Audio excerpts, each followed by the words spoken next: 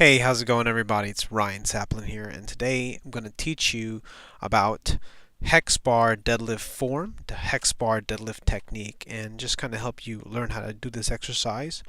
If you're already used to deadlifting, this is actually a lot easier to do. This is probably the first time you're watching me in this video doing Hex Bar Deadlift in probably about 6 months. It's not something I typically do.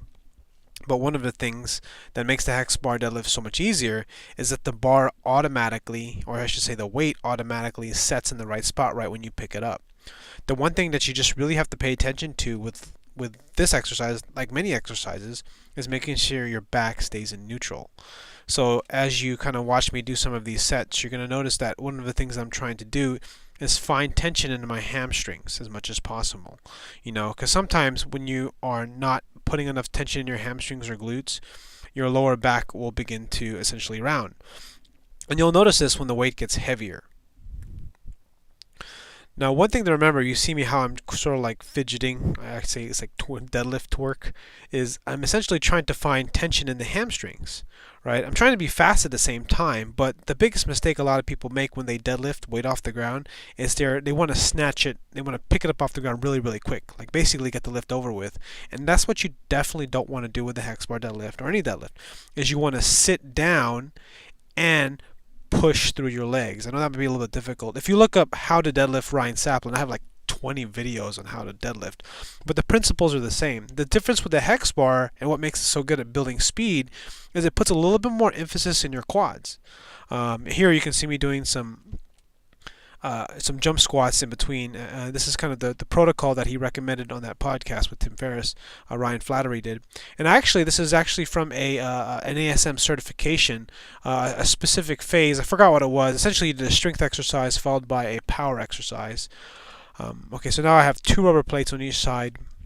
I think this is about 275 or something like that, or 265. And you're going to see how the weight comes off the ground even slower. Actually, you can actually start to see me start to struggle with the lower back, like I'm coming off the ground a little too quickly. So the emphasis I want to make when you do this exercise is think about coming off the floor slowly in the beginning. You can work off coming off fast. When the weight's light, it sort of almost doesn't matter that much, because if you're strong already, it's easy to just kind of pick it up.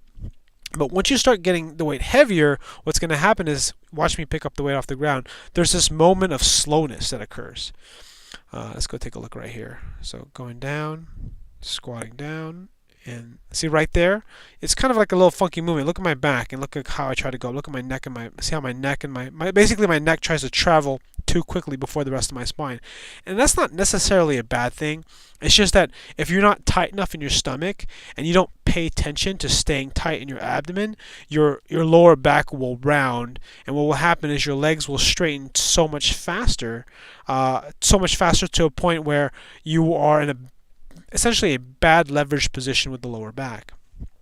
This is a little bit heavier. Let's go see this one here.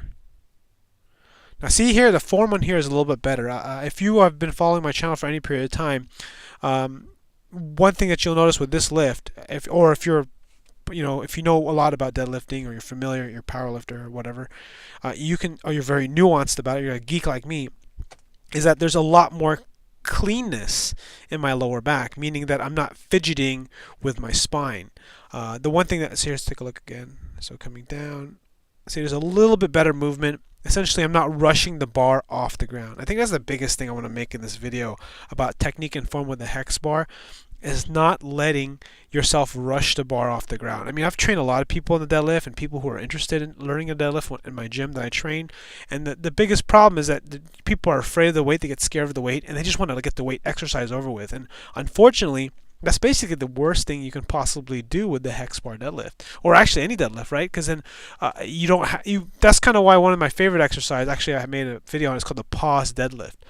Essentially, you just pick the bar off the ground about 2 inches and hold there for a second or two, and then you lift the bar. And that's the way you want to lift the weight. So if you're interested in any of the stuff that I listen to, I'll put some links about the podcast with Tim Ferris if you haven't listened to it, because it's a really great podcast about speed and strength and training. It's just awesome. And if you got a question, leave a comment below. I would want to make a more in-depth video, but it sort of depends on what people comment. Anyways, thanks for watching, and I'll see you guys all on the next video. See you later. Bye.